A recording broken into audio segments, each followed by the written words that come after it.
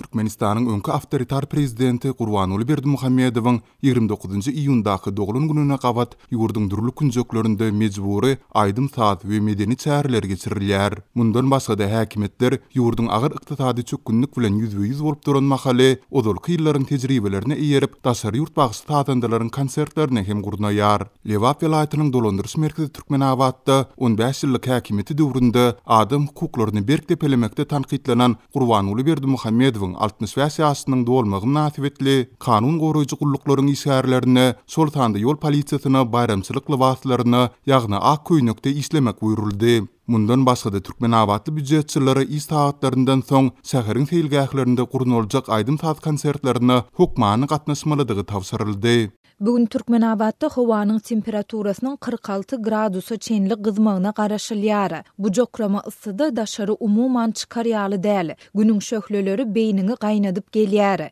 Emma muňa hem garamazdan ýol başçylar seýilgählerde hökmany şadyan uly märekäniň bolmalydygyny aýdyp, ähli işgäriň işinden soň göni bitaraplyk seýilgähine barmalydygyny aýtdylar. Olar kimin gelip gelmändigi barada sanawyň ýörediljakdygyny, gelmedikleriň hem işinden boşadyljakdygyny duýdurdylar. Diýip häkimligiň atlandyrylmasyzlygyny soran bir işgäri 29-njy iýunda ýerden gurrun berdi. Seýlede yerli bilim işgärlerine Türkmenabadyň Aköý binasynda günortan saat 15:00-da geçirilýän aýdym saat çäresine hukmany barmalydygy aýdyldy. Molimlere beýleki büdjetçiler bilen birlikde Aköýiň oturuşlaryny doldurmak tawşyryldy. Bu çäre gatnaşjaklaryň seýilgählere gelmeli edilenlerden tapawutlykda hökmany milli libaslarda bolmalydygy aýdyldy. Diýip yerli mugallimlaryň biri 28-nji iýunda belledi. Bu ağırlıkta hükümetçi yarım resmi nesirler 28-29 iýunda Uly Berdimuhammedowyň dogulun gününe gabat Änewdäki Aköý binasynda daşary ýurtda bagsy taýdandylaryň konsertleriniň gurnuljakdygyny eglan etdiler.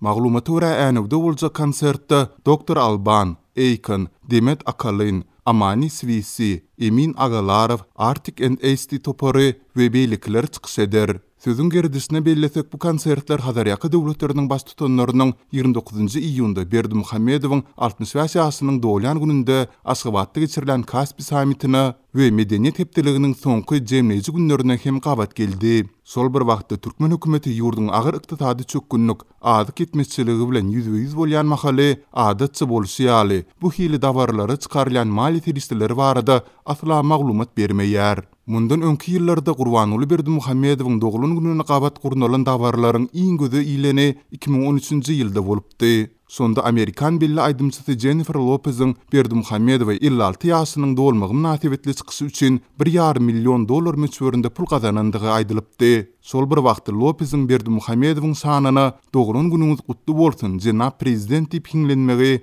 adam hukuklaryny goraýjy aktivistleriň gahar gazabyny getiripdi. Happy birthday to you. Happy birthday, Mr. President.